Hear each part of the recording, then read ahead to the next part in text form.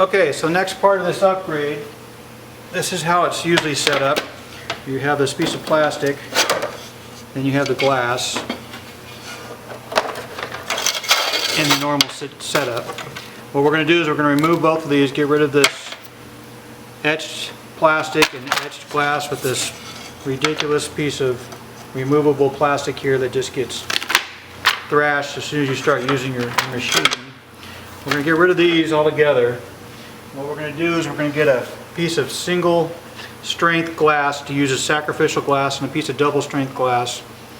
Which you can use that one that you have there, or you can just get a new one, which is what I'm doing. That can be, you can get that from any Home Depot or Lowe's. They'll cut it to fit for you.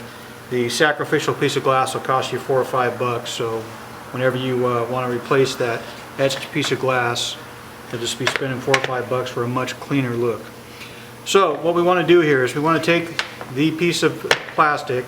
I've marked up on here to keep the same area, so I have this lined up right. I want to set it underneath the piece of metal here, and I want to try and get my best. These holes do not line up at all, and that's how they are in all the cabinets. They have smaller screws so that they actually will fit in there. So what I want to do is I want to find the best setup as far as how many of these holes I can get to line up and then go from there. I've already done that on this by putting a 3/16 rivet in here and then just into each one of these and just lining it up, figuring out, okay, well, I know right now that I can only get 3 holes to line up perfectly or close to perfectly, and it's the 3 that I marked here. So I'll go ahead and put my rivets here. So what I've done is you'll see black marks all the way around here. If I was to take a file and file towards the black mark, I'll get that hole as centered as possible, and then when I go and drill for my riv nuts, which will be stuck inside here when we're all done, that'll be the best possible scenario for me. And again, the idea is all these stay in here and they don't fall out. So I simply unscrew them, set this aside, pull out my piece of glass, put my new piece of glass, and get back to work. Okay, real quick, just going to show quick change glass. Basically, you just unscrew all these little deals. Take the black piece off here, the trim. It's going to set off to the side. You find my first piece of glass, which is my good piece of glass. Underneath that is my sacrificial glass, which you'll see is all blasted. So I'm just going to toss that. Okay, so I got my new piece of glass here. I'm going to set that in here. Grab my old top glass, break it down.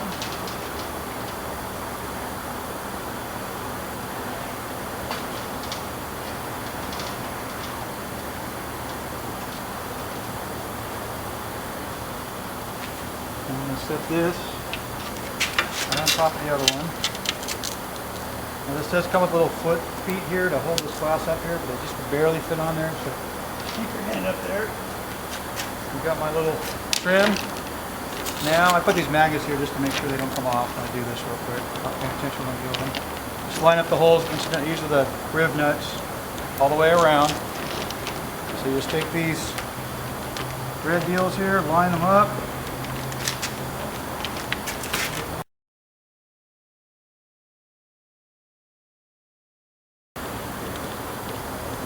On my previous video I said that you could go to Home Depot and buy glass already cut. Well, you used to be able to. My Home Depot now is about the last 2 to 3 weeks ago. You can no longer, they will no longer cut the glass for you. So what I did on this last run here is I just bought a piece of 24-inch by 36-inch glass. What you need is 24-inch by 12-inch. I just bought a little $10 glass cutter. And take the glass cutter and just cut it into 3 different pieces real easy. Piece of cake. I've never done it before, but it was already really easy. Just fry it and pop it. And then you wind up with 3 pieces of glass for $12. Bottom line.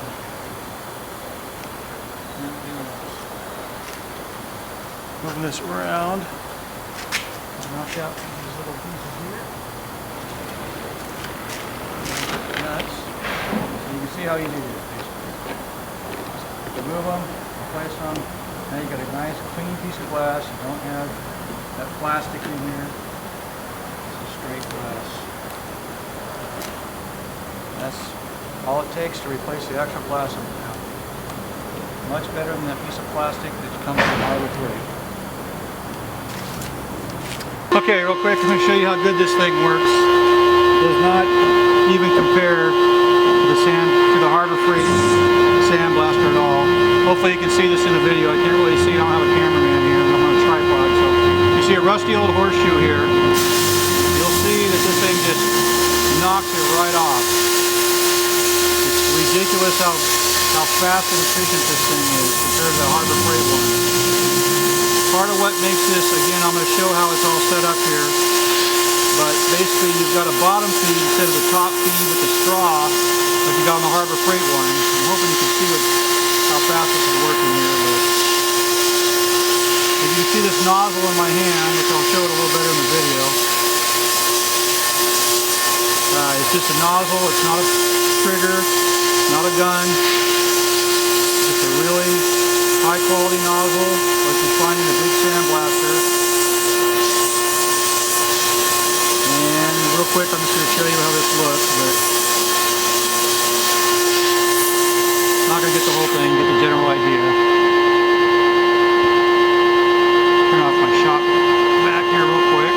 Glass here, I guess. My light. Okay, just anyway, it does a great job. It doesn't even compare to the Harbor Freight deal. Harbor Freight deal is completely uncomparable, just like it's a different cabinet, literally. So basically, what makes this thing tick, you can see you can drop this down. Usually it was up here on the little shelf. You can see these flashings that go all the way around to keep the sand from getting in that edge there. Look down inside there, you can see how very little bit of sand I'm using. Basically 2 cups of sand, or actually that's aluminum oxide, but it takes very, very little sand compared to what it took before. You can see my gloves are pretty hammered, I gotta replace those, but here's your nozzle. Now, this is a straight Sandblast nozzle. But really what makes this thing tick, in my opinion, is you got a foot pedal now. And the foot pedal feeds from the bottom. So no longer do you have a straw sucking up to your gun. Now you have a gravity feed from the actual bottom of the cabinet into here. Picks up. You have a regulator over here, and that's off pressure right there at 60. But you see I'm flashing at 40. And that's how well it works. It looks ridiculous at 40. You don't need 100 or 120 like I used to run my other one. A couple other features, you can see the light kit in there. Well, it's kind of hard to see the light kit when I'm putting it right in the eyes here. If you look up there, you can kind of see the light kit. Yeah, you can't. 2 big floodlights up in the corner. Okay, again, that came from Tacoma blasting. You can see the flashings on the door to keep the sand from collecting on the door. You change your port to the back here for your, I just hook up shop vac to mine. You've got an outlet that you just hook up to your shop vac, so when you turn on the switch for your light, automatically turns on. You can see there's a vent here. That comes with a kit too that allows you to actually change how much air is coming out. So you can, you turn your vac on, you watch your gloves, I should say, actually go out. As the gloves go out, you can adjust your airflow by that. But you'll see there's another inside there. There's a different flashing on the side. It keeps the sand from going straight out that other deal. If you're using you actually relocate instead of using that for your dust collector, use the back one, and that one's where the vent is. But anyhow, again, this is a Tacoma blasting Sandblast kit. I can't say enough good things about it. It actually completely transforms your Harbor Freight Sandblaster into a really, really good working machine. Hope this helps somebody.